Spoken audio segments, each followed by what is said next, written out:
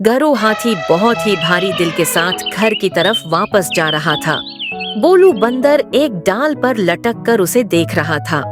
आज गोलू को पेट भर खाना नहीं मिला था और उसे बहुत भूख लगी थी, इसलिए वो तेजी से एक बरगद के दरख्त की तरफ बढ़ गया। भेलू ने उसे रोका तो गोलू बंदर बोला, गरो जी, बड़े जल्दी में जा रहे हो, क्या बात है, रुक भी नहीं रहे। गोलू बोला, मैं क्या बोलूं? तुम तो जानते हो कि भूख मुझसे बर्दाश्त नहीं होती। तुम छोटे पेट वाले हो, खाकर अच्छल कूद कर लेते हो, लेकिन मेरा बड़ा पेट जल्दी नहीं भरता। खाए बगैर मेरा दिमाग काम नहीं करता। मैंने कई जगह खाने की कोशिश की, लेकिन कुछ फायदा नहीं हुआ। अब बरगद के पास जा रहा हूँ। गोलू ने बरगद के पत्तों और टहनियों को खाना शुरू कर दिया। कुछ देर खाने के बाद उसने अपना पेट भर लिया और दरख्त के तने से टेक लगाकर मजे करने लगा। गोलू बंदर भी आकर उछल कूद करने लगा। अचानक गोलू के कानों में कुछ आवाजें आईं। उसने मड़कर देखा तो एक दरख्त के नीचे कुछ जानवर खड़े दरख्त की तरफ देख रहे थे और आपस में बातें कर रहे थे। ग्रो के कदम भी उसी तरफ बढ़ गए। दरख्त के ऊपर एक पतंग की डोर में एक कौवा फंसा हुआ था और तड़प रहा था। वो बार बार अपने परों को फड़फड़ा रहा था और बचाव के लिए पुकार रहा था, लेकिन कोई उसे बचाने के लिए नहीं बढ़ा। गोलू ने ये देखा तो उसे बहुत तरस आया। वो किसी भी कीमत पर कुएं को बचाना चाहता था। उसी दौरान बोलो बंदर भी कूद कर सामने आ गया। कौवा बोला, ये डोर मेरे पैरों में कैसे फंस गई?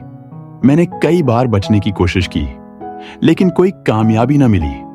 सुबह से उस पतंग की डोर में लटका हुआ हूं और बेबस होकर एल्टा लटक रहा हूं। अब तो बाहर निकलना बहुत मुश्किल लगता है। बोलू बंदर दरख्त पर चढ़ गया, लेकिन वहां तक पहुंचने में खतरा था। उसने अंदाजा लगा लिया था कि पतली शाख पर चढ़ना खतरा मोल लेने के बराबर है। वो शाख की तरफ बढ़ रहा था कि उसके पैर में चोट आ गई। गोलू ये सब बड़े गौर से देख रहा था। गोलू ने अपने अगले दोनों पैर उठाए और दरख्त पर अपनी ऊंचाई बढ़ा दी। उसने अपनी सूंड से डोर को तोड़ दिया और कुएं को बचा लिया।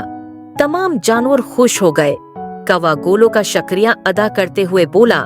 गोलू बोला, आपने मुझे बचा लिया, लेकिन आपकी सूंड पर जख्म आया है और खून भी बह रहा है।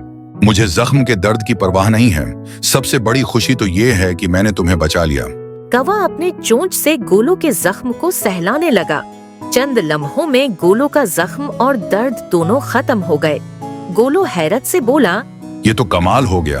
तुम तो जादूगर निकले, लेकिन अगर तुम्हारे पास ये जादू था तो तुम खुद को क्यों ना बचा सके? कौवा मुस्कुराते हुए बोला, ये ताकत मुझे खुदा ने दी है और उसने कहा था कि इसका इस्तेमाल दूसरों की भलाई के लिए करना, अपनी जात के लिए नहीं। आपको बचाने के लिए खुदा ने मुझे आपकी मदद भेजी। गोलू को बड़ी खुशी महसूस हुई। उसने कुएं से पूछा, आपके खानदान में कौन कौन है और क्या आप मेरे दोस्त बनना चाहेंगे? कौवा मुस्कुराकर बोला, हाँ, क्यों नहीं, आज से हम हमेशा के लिए दोस्त बन गए। कौवा बोला, आज आप कहाँ गए थे? गोलू ने जवाब दिया, मेरी भूख बहुत बड़ी थी और भूख की वजह से दिमाग काम नहीं करता। पेट भरने के बाद ही हालत समझ आती है। लेकिन मैं ये कैसे बर्दाश्त कर सकता हूँ कि मेरा दोस्त भूखा रहे? आपने मुझे बचाने के लिए बहुत मेहनत की। अब तो खाना भी हजम हो गया होगा। आए पेट पूजा करते हैं। कौवा ने फजा में देखा और जैसे ही सर नीचे किया, खाने का पूरा जखीरा सामने आ गया। गोलू आंखें फाड़ कर देखता रह गया। दोनों मोहब्बत से खाने लगे। कुएं का पेट भर गया, लेकिन वो खाता ही रहा। गोलू ने इतना लजीज खाना अपनी जिंदगी में पहली बार खाया। एक दिन शिकारियों के बनाए हुए गड्ढे में गोलू हाथी फंस गया। उसके लिए निकलने का कोई रास्ता नजर नहीं आ रहा था। वो जोर जोर से चलाने लगा, लेकिन कोई मदद को न आया। काफी देर गुजरने के बाद उसने बेबसी से अपने दोस्त को याद किया। कुछ वक्त के बाद उसका दोस्त कौवा आसमान में उड़ता हुआ नजर आया।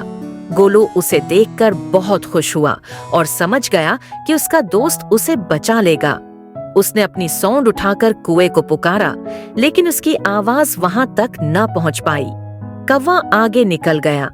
गोलू का दिल भर आया और उसकी उम्मीदें टूट गईं। अचानक उसका दोस्त कौवा वहां आ गया और गोलू के गड्ढे के पास पहुंचकर उससे कहा, प्यारे दोस्त, फिक्र न करो, मैं आ गया हूँ। कुएं ने अपनी जादूगरी से गोलू को गड्ढे से निकाल लिया। गोलू हैरान रह गया और अपने दोस्त का शुक्रिया अदा किया। इस दिन के बाद गोलू और इसके दोस्त कौवा खुशी खुशी साथ रहने लगे।